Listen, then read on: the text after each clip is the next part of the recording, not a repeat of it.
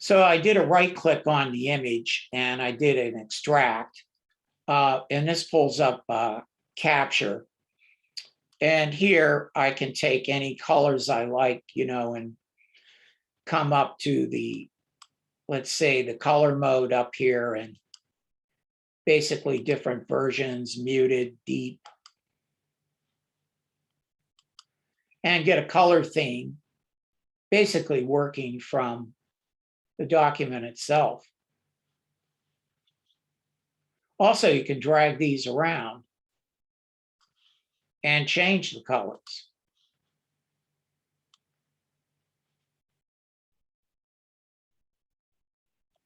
So if you have an image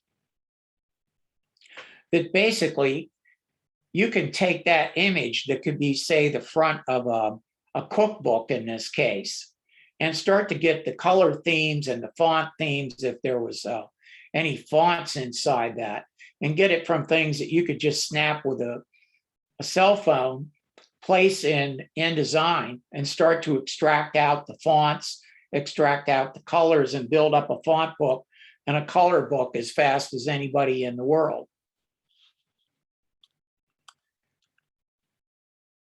And the Capture app is built right into this. So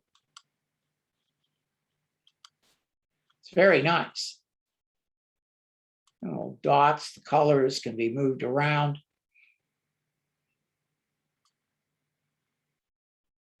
Yes, Michael, select the image or the object and right click, and I'll pull it right back up. Here, I'll close this. Question is it a right click? You need to see that again? Of course you do. Extract from image. We're going to extract it. So you're looking for an extract. It's down here toward the bottom. Luckily for me, it's alphabetical. And I'm just going for the color themes.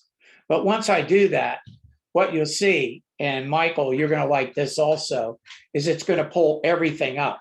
So you could get, if there was text in there, you could get the text. You could even do a vector shape tracing like Illustrator.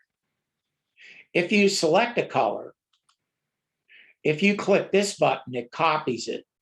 And people wonder, well, it doesn't go to your library. It doesn't go to your, see, it says it's copied. It goes on your clipboard, so you can paste that. Most likely hexadecimal code. So what you could do is paste that into a new color swatch. Unfortunately, you can't select these and save to the CC library yet and get individuals. But when I save it to the CC libraries, it saves the whole thing over, and you can see it's right down there. So, I mean, I've got that swatches panel that I can now use. If I wanted to vector trace the same image, I can just come here and click shapes. And if you've ever done this in Illustrator, this is what's called a threshold command. It's a cutoff between white and black. So that's the kind of image that you get, but it can be very effective. There's even an eraser.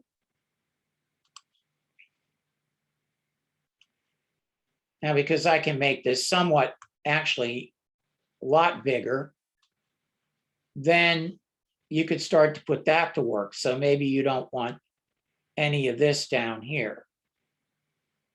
So you can erase it out. Anything that you don't want in there. It's not like you're in Illustrator or something, where you can have at it, but it does give you a good vector trace, and then you save it to your library. You don't get to select the library, and these are Creative Cloud libraries. There's also an InDesign library under File New. That InDesign library, though, don't discount that. Anything that you have that you select or drag into that is automatically copied in, and it's not tied to the document. So, that's a real powerful library. That library could take a text frame. You could make one with, say, 15 different paragraph styles, tagged for placeholder text, drag it into that library, open a new document, drag it in and hit delete, and all the styles go in. Object styles, color swatches. This, though, is a InDesign library, Creative Cloud library. That means that you could drag this in and out to other product, Adobe products. And it's doing a vector trace right now. And it'll tell me that it's saved. And then I can use that in other documents.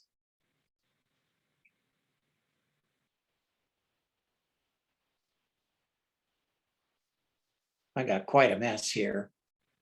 I might have to filter this out to get that to work. Notice the little filter in the CC libraries. I think it's good enough to filter out objects or graphics.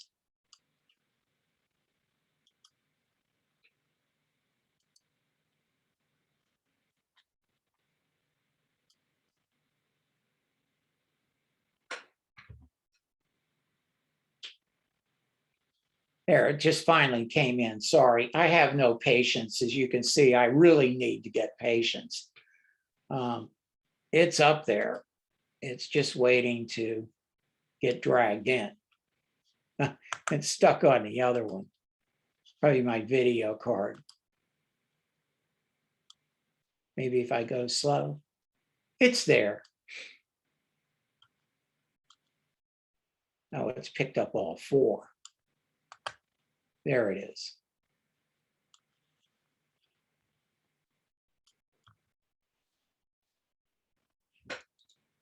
You can get escape to unload those.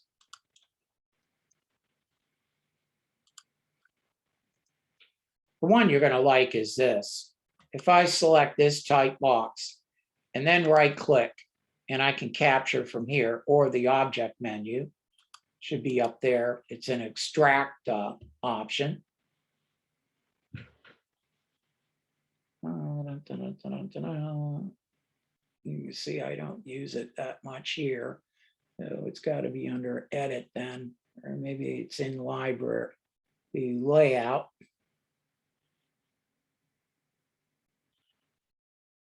Nope.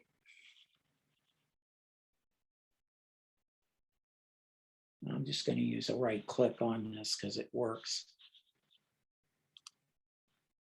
Thank you. Michael has a brain, and that's a good thing because sometimes, obviously, I don't.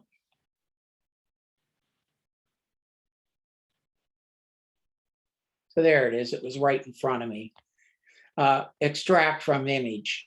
So here I could go to that route. Remember, you have keyboard shortcuts that can pull this up.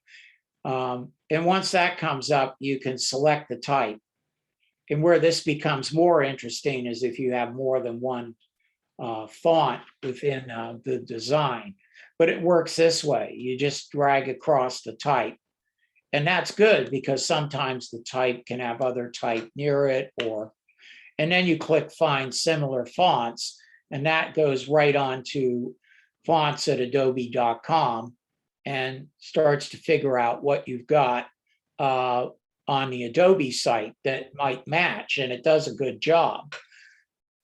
So if you wanted this, you could just click here and then basically save it to your libraries. But look at the drop down. You could save it as a character style or a paragraph style. So you'd say, well, that's just a single line of type. Yes, but if it's a paragraph style, now you've got the basic font. All you have to do is edit the style. So that can get you a big heads up in a design or a character style. And that will all be down in your library.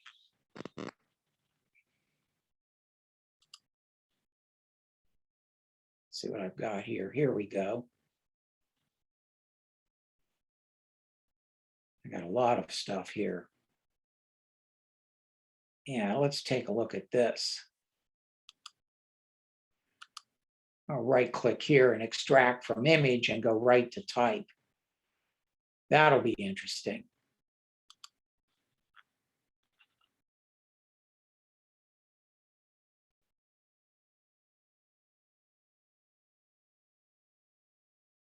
Great way to get styles, by the way.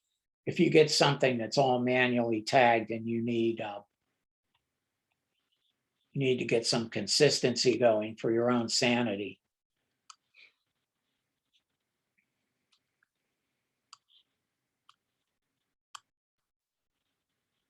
So what I have to do is I can drag this box, see, around. Come down here, select this, tell it to find the similar fonts. Take my time, I don't need to panic. If you see something that you really like, then you're ready to go. Save it to the library. We're not done. What about this?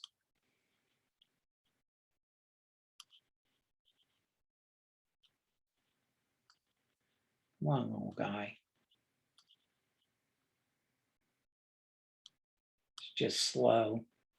Maybe it's still saving. Yeah, it's locking up on me, which is not good. Probably video card, and I'm trying to record because it's going to use that to try to detect what's going on. There we go. Here, I'll just try this one.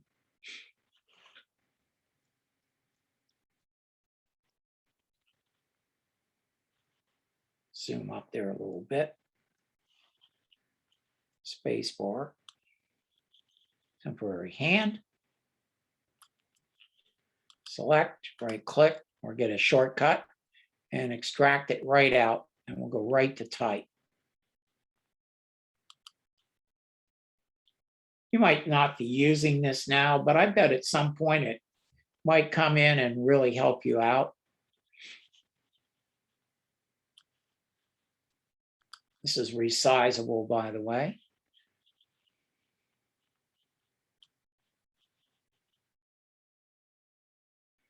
I just have to work with it. It'll do a good job of finding similar fonts.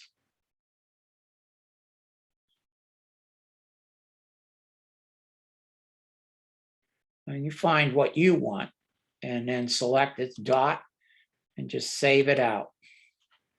Remember, it saved this as a character style. Maybe I want to save it as a paragraph style. So now it's saved as a paragraph style. Who says that you have to come in and out?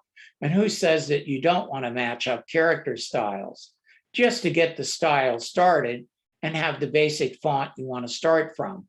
Because remember, you can edit a style. The key is getting the styles.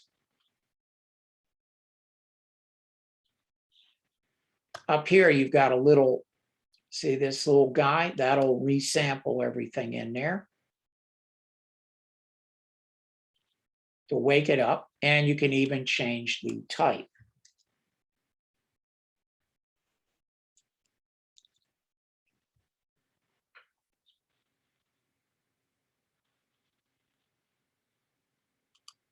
Go to the drop down, and I think this will be a character style. It'll be what you want it to do. So you can come through and just get things out of there and get them into the library, then get them in, drag them onto text, get that all tagged up, get your styles going, and I think everything will be fine.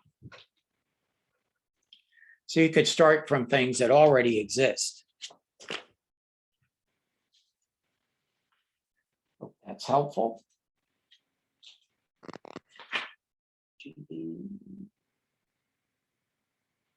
Let's close this document. I'm going to get another one open.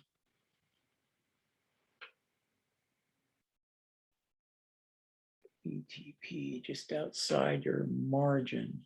Let's cancel this.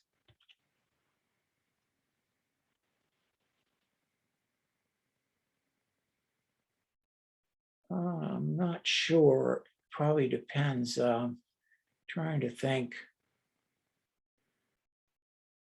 Oh, that. This is probably, I probably got something missing. Nope, that's actually a vector shape that was probably put there in Classroom in a book. It's probably on a lock layer. That has nothing to do with what we're doing. It was something that was put there. Usually in these books, they like to paste things out in the margin when they should be using anchored frames. In this case, this would be point type. So what I would do is click here and I type the big ETP.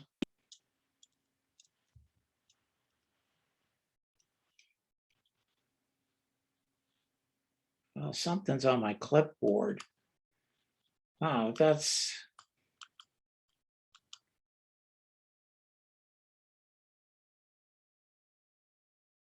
Oh, something's going on there. I'm not sure, my friend, what that is, but it's definitely a classroom and a book concept where they don't use anchored frames. And when you have these side head areas, there'll be like a little widget that you could drag in and anchor the type. Like if you were working with books and you want those side head areas to travel through a couple hundred pages, you better use anchored frames. But there's a little widget there that will let you drag that into the type. You can also build frames and put things in them, or groups even better. So you could have an image that's a screen snapshot and then just get point type or right align type and put it under group it, and then you still get the widget and you could drag that into the type. So then as the document flows and you delete type, the content stays exactly where you want it to stay. If you're not aware of that, good luck. That's how I started out. So you don't want to know. I started out, I had to do 60 books or 24 at that time. Smallest book was 9 by 12, 289 pages and thousands of EPS files. I had no clue about anchored frames, no clue about what they call now parent pages. Nope. Wanted to insert 40 pages. You can imagine the kind of things I did. So when these little things come up, I always make everybody aware of them because I got thrown into having to produce the goods. I had to do it. Oh, let me pull this one up first. Here's let's say a document like this. You need to change the size, or you could do a save as. You might want to go from a portrait. You don't want to go through all that issues that if in the past of what can I do? If I go to file, I should have an adjust layout right at the bottom. Take a look at that. Adjust layout. By the way, they're like, this is amazing. Yeah, because I looked it up. It was in the first version of Aldous PageMaker. It was called adjust layout. And you could take something and go to a portrait. You could auto adjust the margins.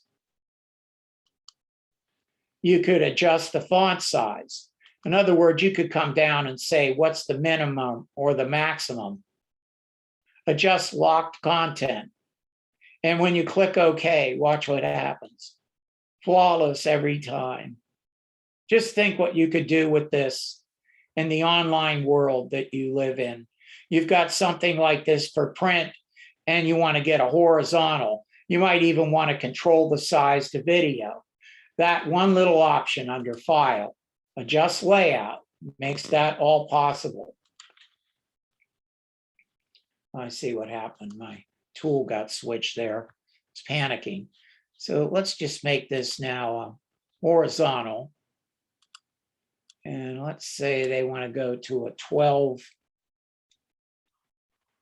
or I'll just do a 1080, but it's probably a 1920 video size for devices. Maybe it could be a 1024. I'll just go with the 1920. And I need to type PX at the end for pixels. And when I hit Tab key, see, it automatically does the math there. Or did it? Well, I probably have to do points because I'm thinking they're up to date. They're not. So in these programs where it gets nasty, PT for points will uncannily work like pixels.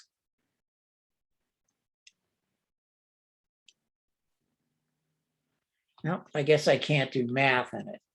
But I might have a preset. No. Well, I'd have to do the math to figure it out, but at least I could get a PDF out of here to the exact size. You might want this to be 7 inches wide. Does the math there, everything's set up to go. And then you export this out as a PDF. You shouldn't have a lot of work to do. Let's put it that way.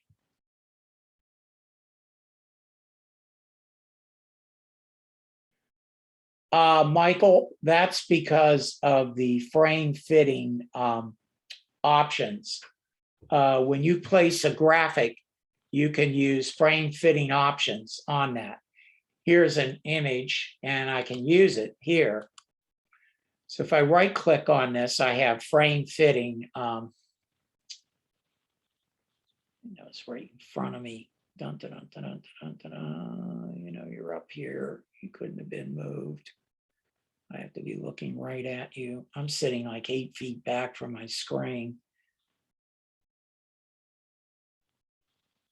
That doesn't make any sense. We should have frame fitting options.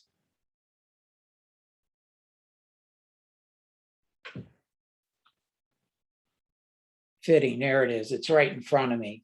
It's now fitting. I'm looking for frame. Can you believe that? And here I can do what's called a content-aware fit. And that's now got a shortcut. It hasn't in the past.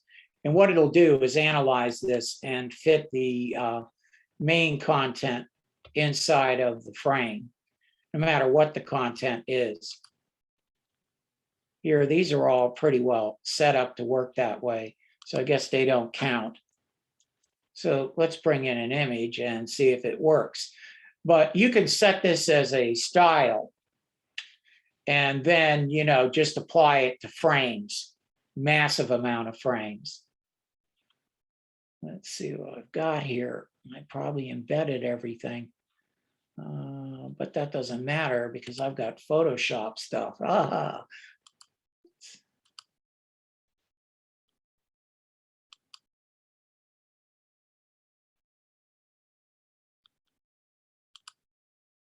Yeah, this will be interesting. This is really interesting. This file was in Photoshop and used that harmonize command on the sidebar images to match the main image, by the way. So when I drag this out, this should probably confuse it a bit, but if I right click and now get the fitting and I use the, see, I don't get the content aware. Oh, there it is. Content aware fit. It did move it a little bit. But any other fitting options, you can change this at will. You might want to fill proportionally, I guess because of what it is. It probably knows that that's what it should be. If it was something else, then it does work though, and it's priceless. And that would fix your issue there. I might get lucky here. Oh, that's all basically crop select. You know what? It'll probably figure that out because it's a square. If I could get a person,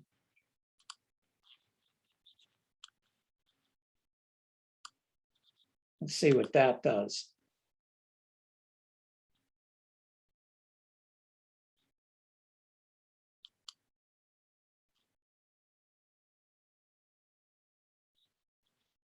Okay, let's say the frame got sized. This is a good reason to use it. So I could fill the frame proportionally. Undo. Or I could try to have it analyze the content and take care of it from that point. So it analyzes and it should, that should work. And I think you have my contact info. So crankiness continues, let me know.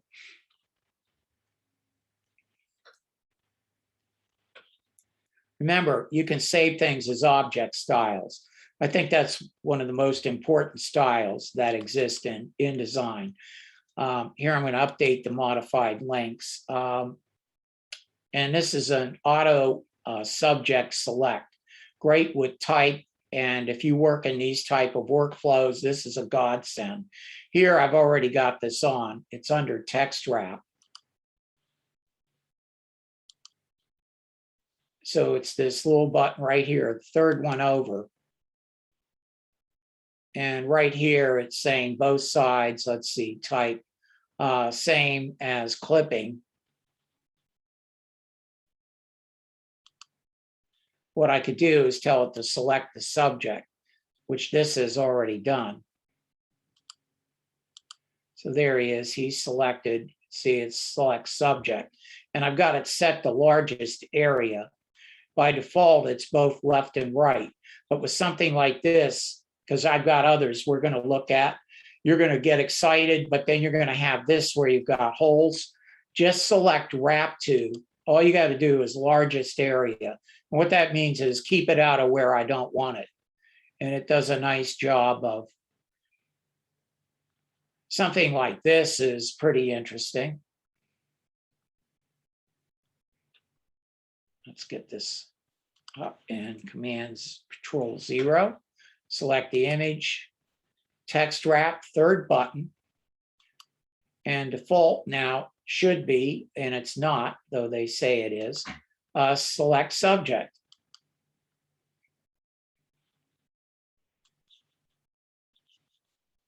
That's almost perfect there. And there's your keep away value.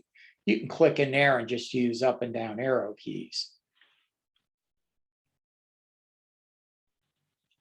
You could do some really nice design work, catalog work with this. Would you really want to go in there with the pen tool? I mean, you might actually have pen tool skills. I do. Pretty good pen. I've even got awards with them. And do you think I'm going to go in there anymore and do that? I've got better things to do. I want to focus on my design and art, my communication. You know, mechanics are all great, but I don't want to buy a Ferrari and take it apart in my garage. I don't want to do that. I just want to figure out how can I get the key in, turn it, drive it, and not die. It almost sounds like software, doesn't it? Just about the same thing. If they can get the mechanics to work this good with many things, then we're in good shape. We can focus on design work or keeping your business in happening or feeding your family. I love these types of things. Now, this one's going to be interesting because if you look at this, what it's doing is this content aware concept. You'll see things in Photoshop called content aware. Photoshop has healing brushes that use content aware. And you right click in here, fitting, it's content aware. That came from Mark Hamburg, the first Photoshop project manager, is back at Adobe, and he's putting all this stuff in across all of their products with John Knoll. So they know what's in images. They can detect when there's people in images. That's why Photoshop can use that subject select. And the same thing here. They can analyze this under the hood and know what it is now. So this makes our life a lot easier. And we'll start seeing this concept through more things in Adobe systems because they're a good company. Everything here looks pretty good until I zoom in with my older option key. With the scroll button, you can see we've got this, plus the fact that we've got hyphenation on. And of course, you could edit the path, but then you could just come up here and force it to one side or the other, or the largest area. And you see that'll probably take care of a lot of the issues that were happening up here. So they're no longer an issue. That one little option there. To work with it with an image like this, you can learn even more. All you do is download some stock footage. If you want to go to Pexels, PEXELS.com, that stuff's all royalty free, high quality for commercial, private use. And those that work with video, you can download the same thing, 4K, real royalty free. So it's great, you know, for things like this where I don't want to blow up my work. You know, I have to work on it, plus I need to get away from it and just get something up where I can work with this for a little bit. See, not same as clipping, select subject. See here, I could force this to left side.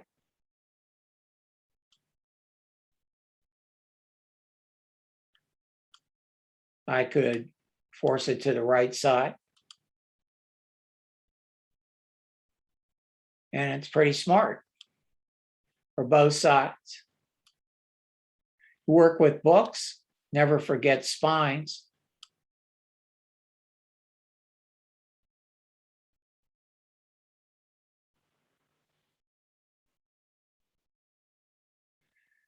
Oh, I see that there's a text message up there, direct one.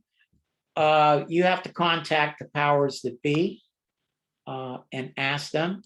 And if that doesn't work, what you do, everybody here, if you want those recordings and they're not giving you a link or communicating, or you communicate, is you contact me and then I'll get involved, okay?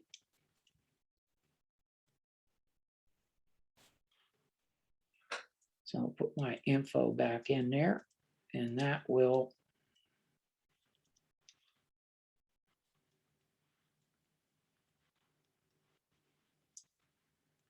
and this is my email. Make sure I get that right.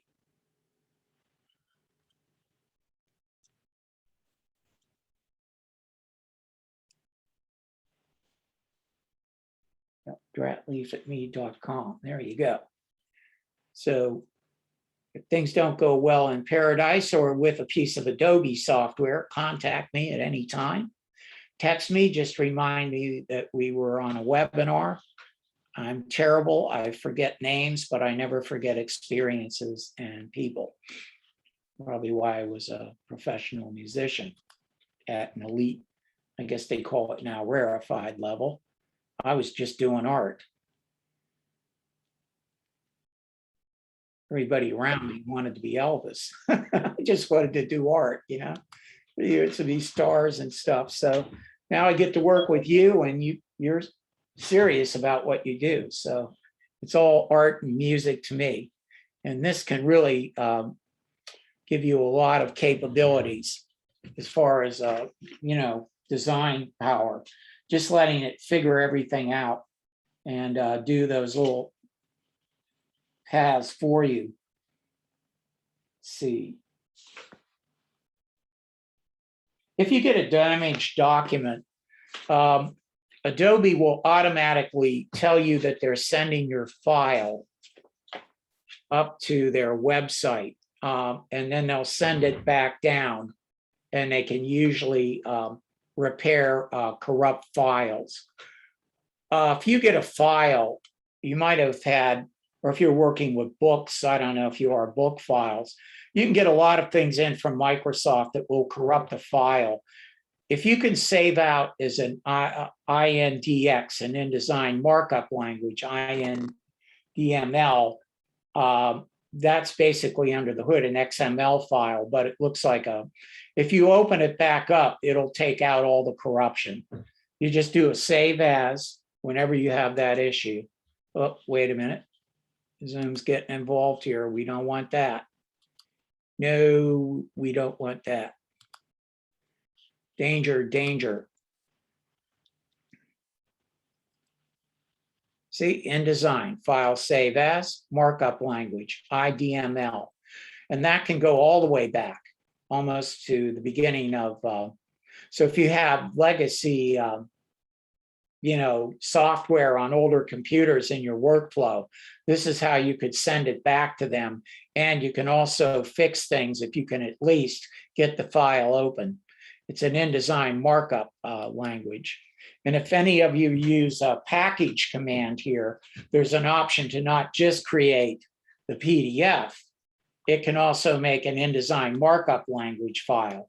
So if you're sending a package out to a printer, send that, because they can open that thing up, because they might have an older version and they've just gone to the point where older versions have to be converted. And if that conversion doesn't work, at least you can get the InDesign markup language out, and that will work. Because, hey, we've got to get the deadlines. And we can't have that stuff going on. I love them. They're a great company. But with rental software, anybody that does that concept, good luck. Things that aren't black box tested can be a little bit of a menace. Let's see, table footnotes.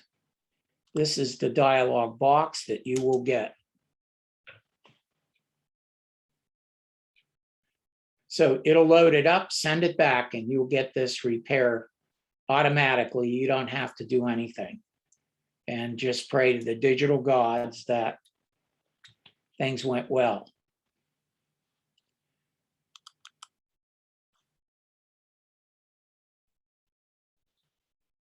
Let's see what this is, fonts. So what this is going to do is I can just say replace fonts, and it'll figure out what they are. So there's your automatic font replacement. Actually here it's pulling up find font, which I like myself. At this point, I can select what I want if I know what it is. I'll just change them all and click done. You can use that under the type menu. A really big deal, find font. Find and replace font now. This is in Illustrator, by the way. I worked in newsprint, AP graphics, and nobody could use the graphics. They paid a fortune. Illustrator files, they just take forever to open up, and it'd be all black. And what it was is the fonts just went crazy. And I went into the type menu, same location, find font, switched it out, and then my local newspaper could use what they were paying a fortune for. But also you could come in and just switch your fonts out here globally across and redefine styles. So it's a wonderful feature buried under the hood. But under the find command, so if I do Command F or Control F, and pull that up because I want to find something. Let's see what we can find. Well, we can find color now. So if there's color in this document, it'll be here. And if it's undefined, they'll all be there and say undefined. So what I might want to do is switch out the reds, and these could be inside styles. But let's say on a deadline, I'm coming in here and they've got this kind of interesting looking red. So if I take a look at that and look at my swatches panel, and I can find out what it is, or I could just do it visually. It's red tomato, whoever wrote this book. So Command or Control F, no need to be in pain, and find color. And just look for Mr. Tomato. And we can switch him out with a green medium. Always take a look at what you're searching. Sometimes you can have a selection or frame. You want to get the document. All documents would be book files. And you can even determine where is this text going to be? Here, basically, text frames. though I could just go with all frames. I like to find next myself and then change find. And then if life is good, then I usually click change all.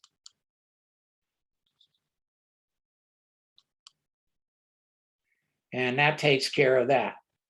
Just think of the power of that on a book file.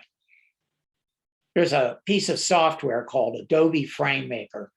It's actually, I think, the first layout program. I use it with technical communications with my clients. Now, my clients have the Navy as clients.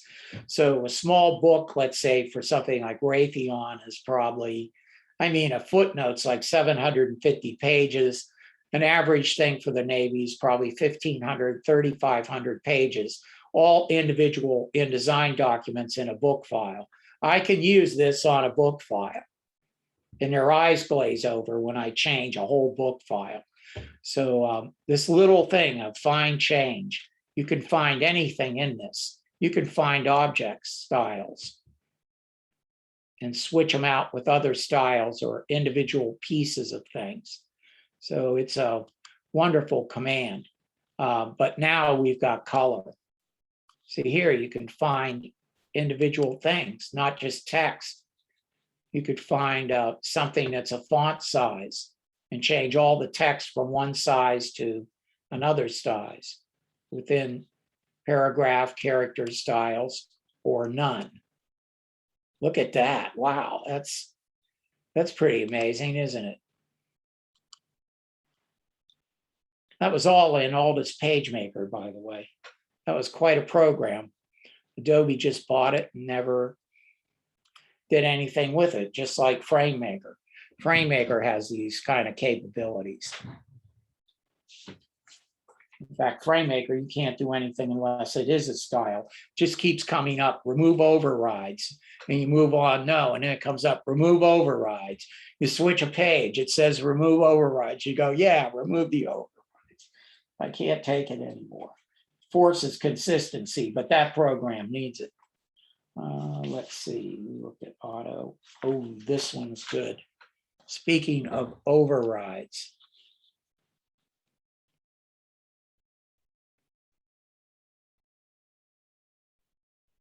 I've had a lot of crashes, Michael.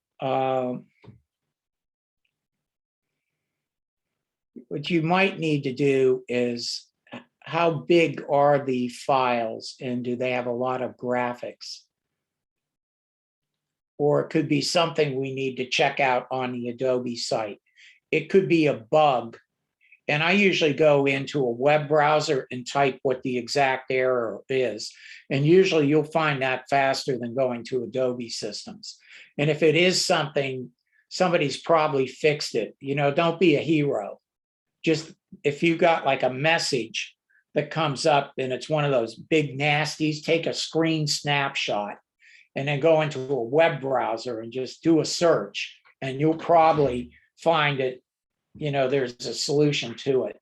Sometimes you need to copy things into other files.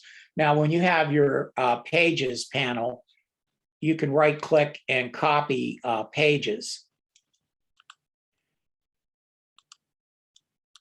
You can right click, but look at this. I can move pages. Move them to where? Well, if I had an untitled document, guess what? I could move them into that. So you could just split the document up that way. Just make a dummy new document and just send them over there and just do them individually. Then once it opens up, you can reverse the process.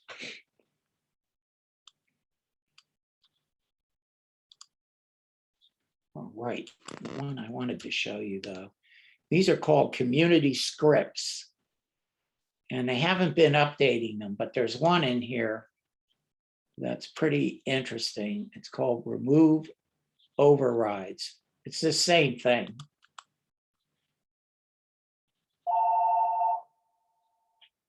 So if you have overrides in a document, you need to get your scripts. Now, I thought that thing was turned off. Let me see if I can. Can't, but it's gone. Thank you. Can't believe that. Anyway, sorry about that nonsense. You don't find them here. You can go to edit, just go over to window and go to utilities. Once you go to utilities, there's scripts. You can find these over in Photoshop, and there's some wonderful free ones there. You can even search for InDesign scripts. But once you go to scripts, under utilities, it pulls up the scripts panel, which lives in the window menu, probably under one of the options like editorial or. Well, you see this, create style, clear style overrides. So if you were to double click this, you could tell it what you want to clear those overrides. Notice that you can clear object style overrides, table style overrides, paragraph and character. You could do them all. And when you click clear overrides, that'll clean out anything in this document that had nasty overrides. So you could take that and clean out a document and basically not have to deal with the overrides. It's a script. They're called community scripts. That's why they're under there. You might even want to look at application scripts sometimes. There could be samples down there, or probably you're going to need to look. In fact, there's nothing in here now. At least it's fighting me. Yeah, there's Apple script, JavaScript. Most of these things you can probably do on your own. But you might want to take a look at them. They're pretty straight ahead is somewhat what they would do. Export all stories, that could be interesting. Make a grid, maybe an image catalog for what that's worth. But the remove overrides, quite priceless. Let's see, we've even got cropping here. That's quite amazing. An image crop that uses ContentAware Crop. I know you're in here, and I must be looking right at you. It's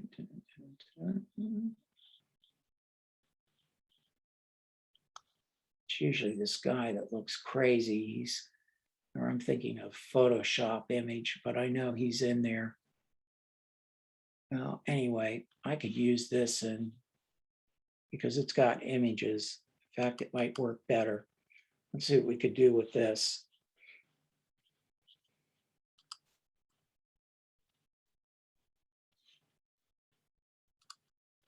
I'm just going to delete that type because it'll be easier.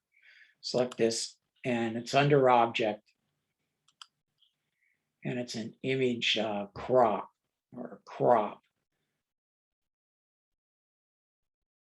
It should be up there.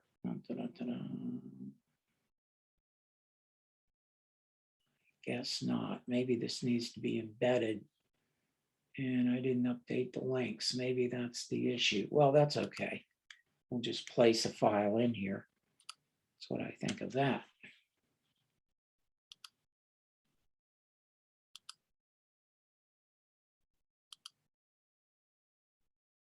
That could be good, but we want something that's offset. That could confuse it a little bit. Or maybe just do something simple.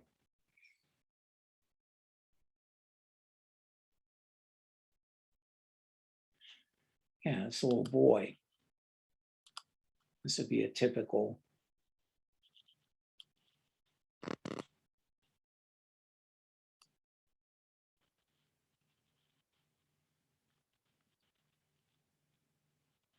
That ought to really confuse it. Is it under edit? It's image crop. Now I have the right idea. It should be under object.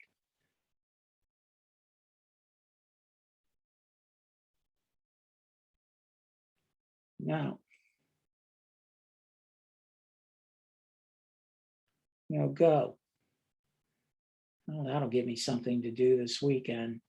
Why is my image crop not there? It's not even appearing.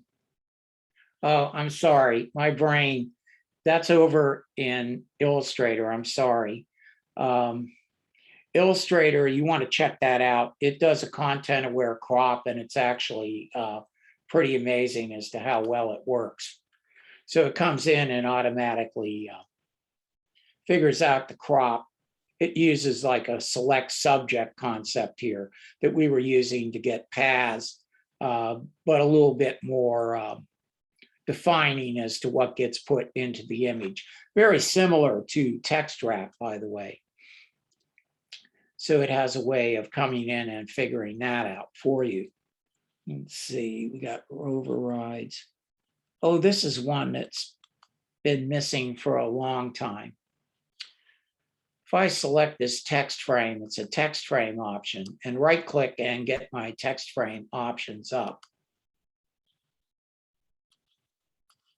Let me cancel this and just hit the tab key to clean out the mess, and then right click and get text frame options. What you're going to find in there is now you have column rules. So this has to be a text frame, and notice that under general, this can have columns. So here we've got 4, and now I can get rules in there, which is really nice.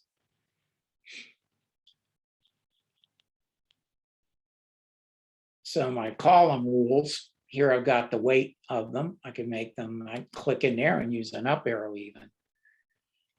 And then I can work with the offsets, the end and the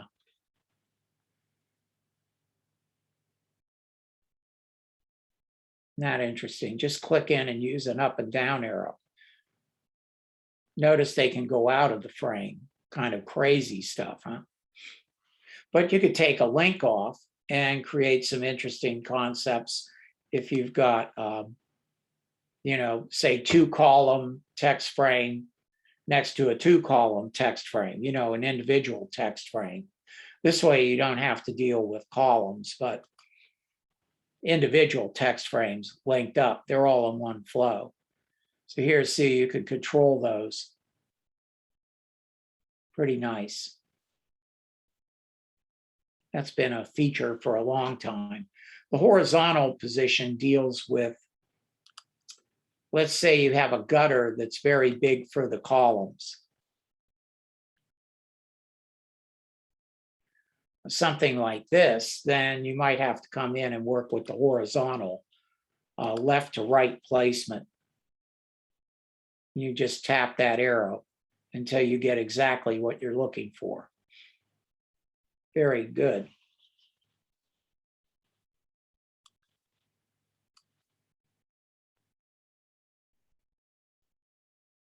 Mary, thank you for that. No, this is PageMaker with the budget that they never gave it. But you can use Gridify and simulate that.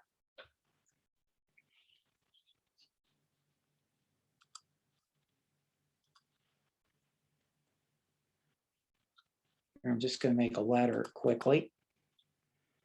Gridify, a fantastic concept. Get scripts out of here. I don't need text wrap for this. You need the type tool. Whenever you drag a shape or a type tool, keep the mouse down. So what I could do is drag like this and hit the right arrow and get multiple text columns.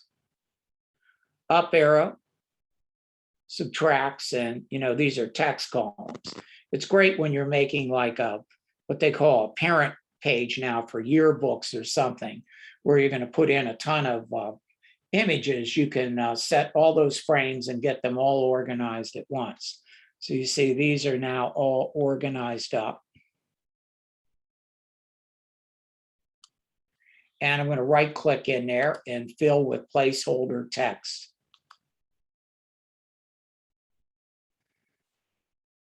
Now, I'm not going to get the rules, but I could use a step and repeat for that, Mary. So, I mean, I could use a step and repeat with a command, but to get the size of the columns, in this case, whether it's made with step or repeat or not, I have a gap tool up here.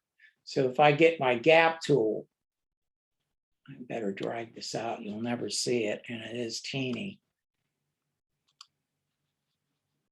Let me just think, flipping around. Ugh.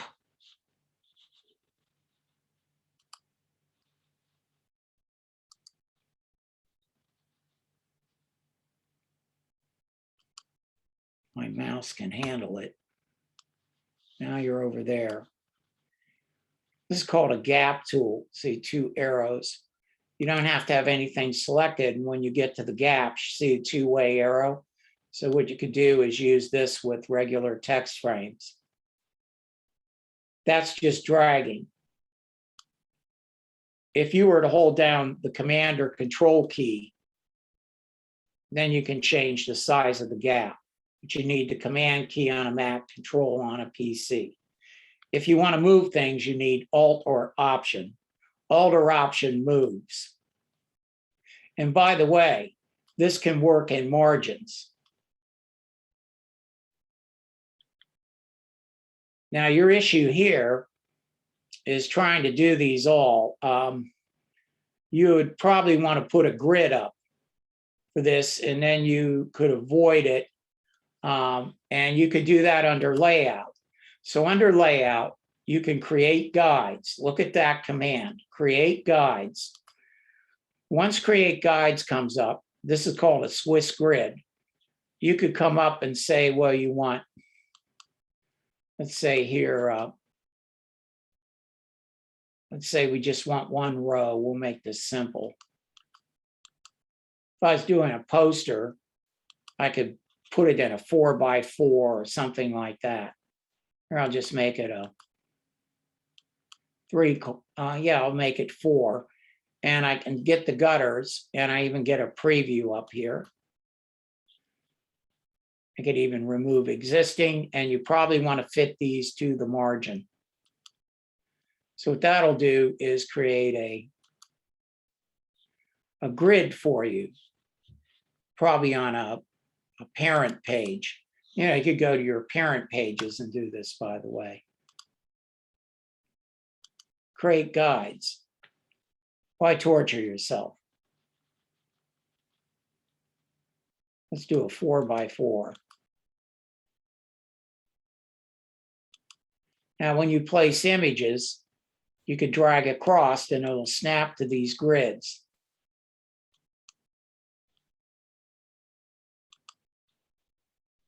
Fit to the margin. See, it's got little gutters, if you can see those put in. So then things that you drag out will snap to those gutters. So things like the type tool.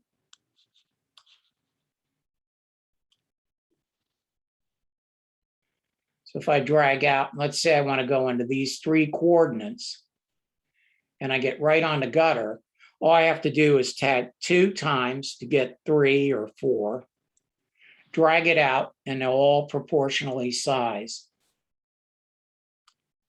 And then I can fill it with placeholder text. And then use the gap tool.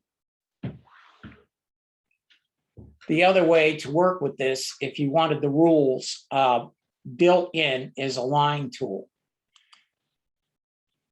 Got to move all these zoom panels. I'm sorry about that. Zoom is like fine, a 747. So if I come up here, it'll pretty well snap, hold the shift key and just drag the thing straight down.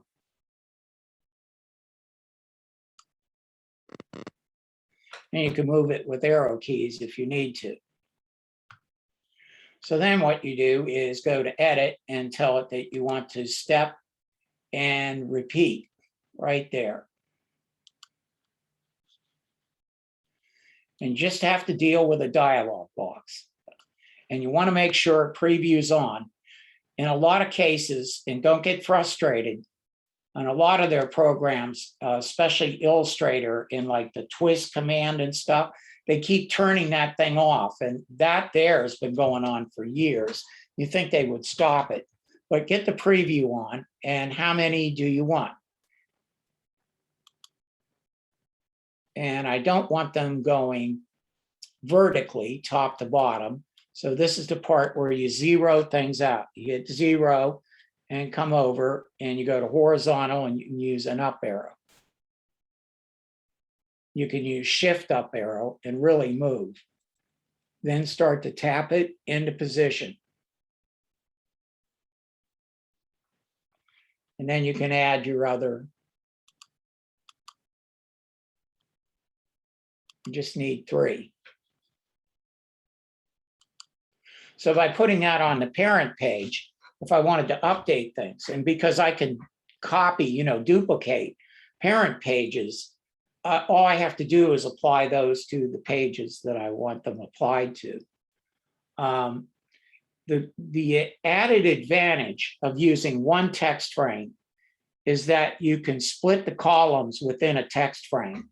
Even a book or like a newspaper, it's a lot easier to just change the number of columns where you need consistency.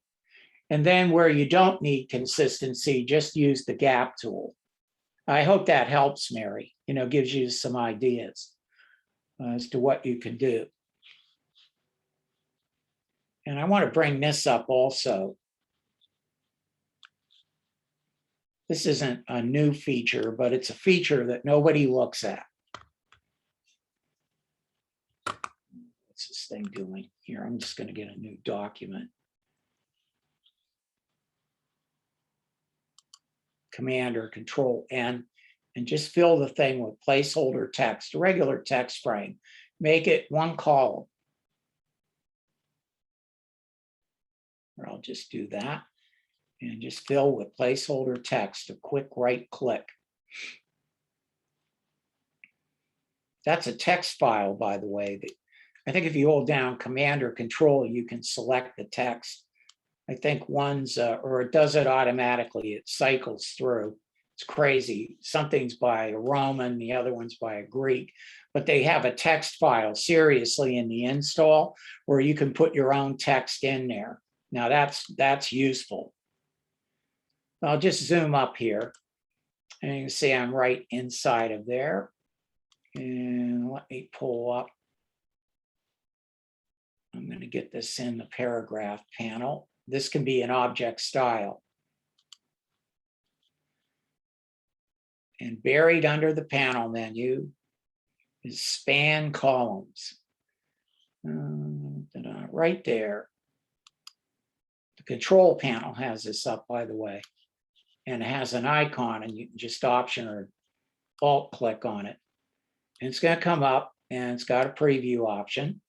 And it can span columns, but I don't have any columns. This is what I want you to see. You can split. So this is the reverse.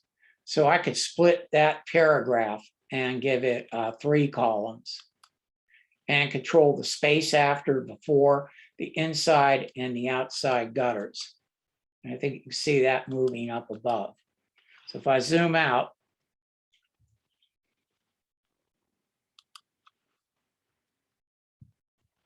look at that. Also, quick apply, Command or Control. So on a PC, Control Enter, Command Return on a Mac. What am I looking for? Span, S-P-A-N. And it's probably going to pull right up here. Quick apply. And maybe I need a space and a C. There it is. It's highlighted. I can just hit enter. That'll pull it up every time.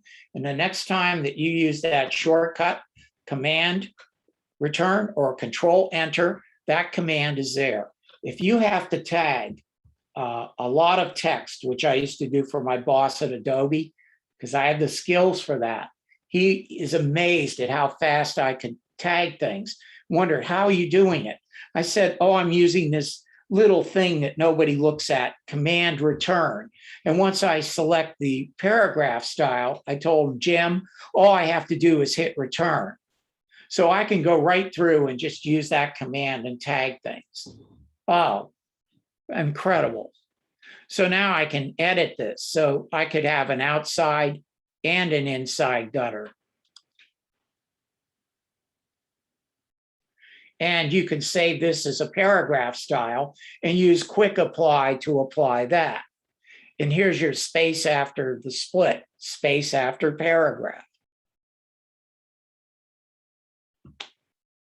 Now, the nice thing about this is you do have your inside gutter, so you get control of that.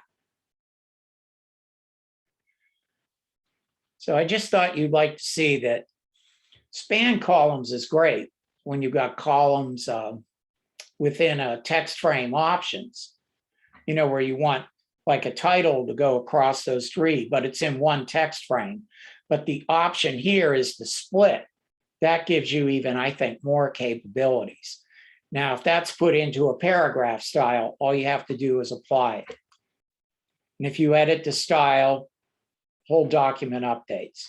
So now you can focus on what you're trying to communicate, and hopefully quick apply will let you do that so that you're not, you know, buried in there trying to do all these mechanical things and multiple things, find hidden keyboard shortcuts and try to find things that Adobe's moved on updates, you know. Just use quick apply and type it in. If you have the control panel up, which you can still get up, it looks like a lightning bolt at the end, but it's never brought up in books. It's right over there. Look at this little thing. If you could see it, does the same thing. See, it remembers span columns because that's the last thing I had up. So you can find character, paragraph, object, table styles, buried commands that you just don't want to have to remember 5 clicks to get the flyouts, things that you just can't get the right keyboard shortcut. Why even waste your time, you know? Just type it in and it's sticky. And I think you'll get a lot done. Wow. Let's see. One other good one. When you're working with fonts, I'm going to select all this and make it bigger so you can see it. That'll work. Triple click, should get a whole paragraph. Remember my preferences.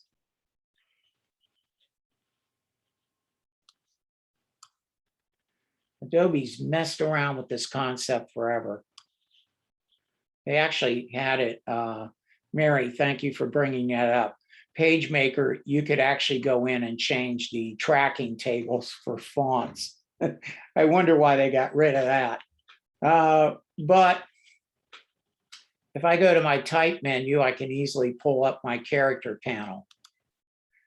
And in my character panel, I can search for fonts, like if I wanted impact or something, you know, that's going to come up. And by the way, you can go online and find more. And basically that will load in everything that Adobe Systems has without you going to fonts.adobe.com. And if there's something you want, all you have to do is click the cloud. You don't have to sign in. Why do I not have this in my other programs? Really? Seriously? Why do they force me to go online and sign in? And here's InDesign giving me everything they've got. And that's fine and good. But if you type the word var, V-A-R for variable in the search, that will pull up variable with fonts. So say I like this one. That should apply it. And then when I come out, if you can see this, I can't zoom in. What's different is look down below. You see that little widget? Click that and you can design your own fonts. So here it's got the basic, it's the width, condensed, expanded, look at that. Weight, width, slant, think italic.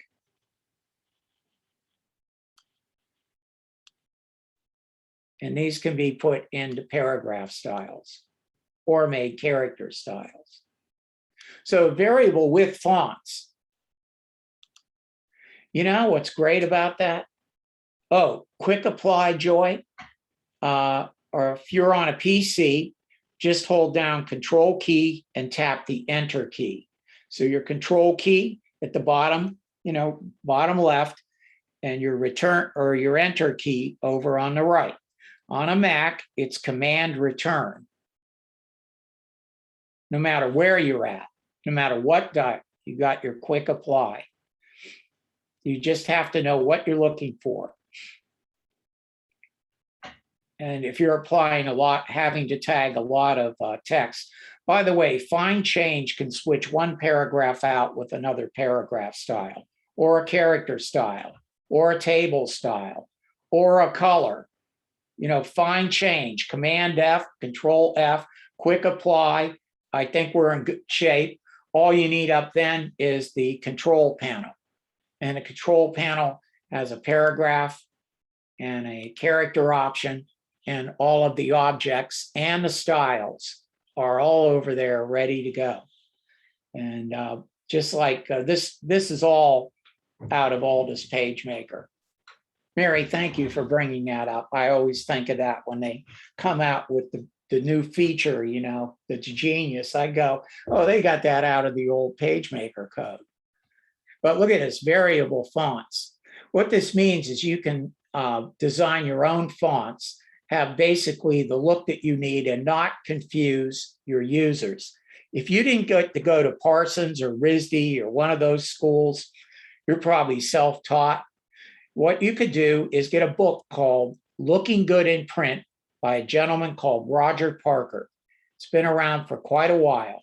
It's been reviewed this way, and you can look it up, not making this up. This is the book that started 500,000 professional design careers. They're not kidding, probably more than that.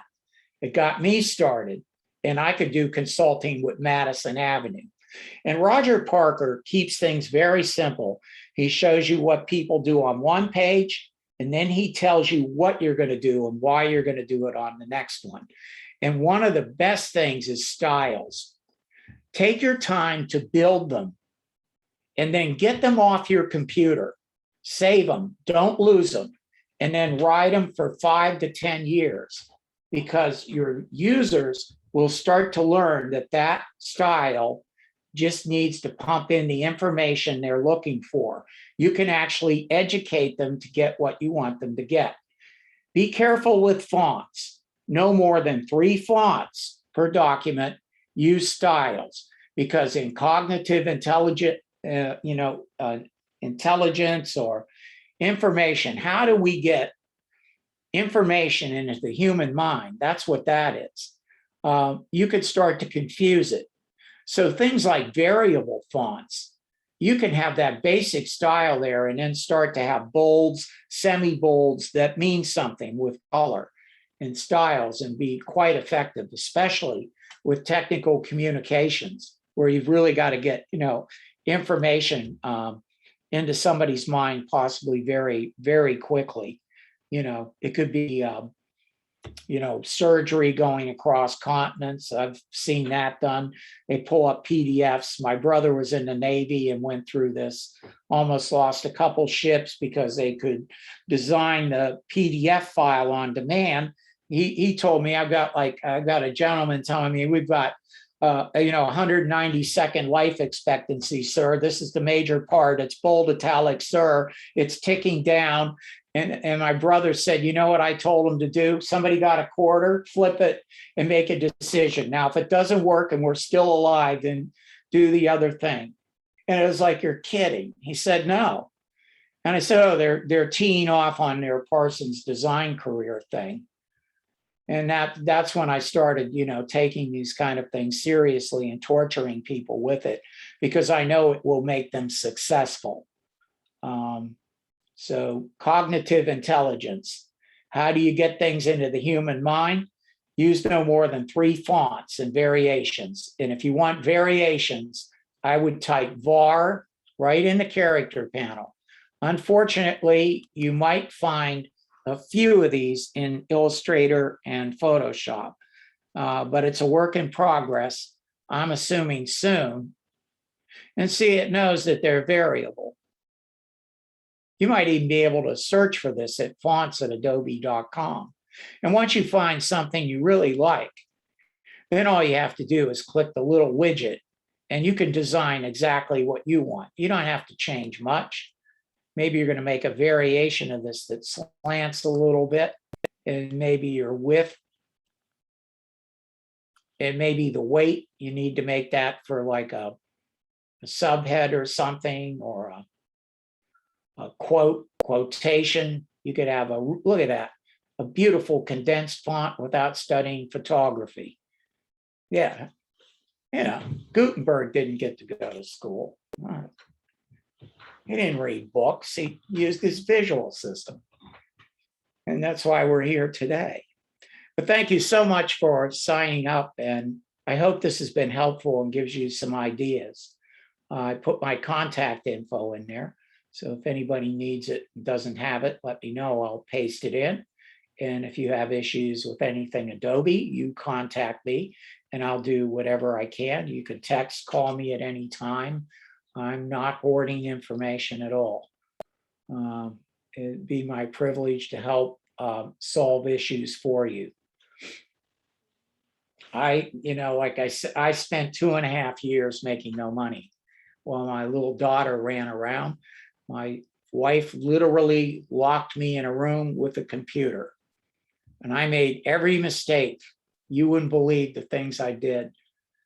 My daughter's running around. I'm like, man, I got to get these books done. Got to get these books done. And at the end of 2.5 years, I realized that mistakes weren't mistakes. I found the power paste command. Yeah, Command Shift V. And I found that I could copy things across multiple pages. And I found Quick Apply, and that saved me. And I found Find Change. And these programs could find anything and I could switch it out, including colors. But now I'm really glad that I know about styles. And so I always bring that up because that's the killer. You think you got everything, even with a fine change, but styles, as long as you apply them, you're going to be in good shape. So have a good weekend, and I hope we get to meet again. And take care. And like I said, if you need anything, I'll do whatever I can to help you out.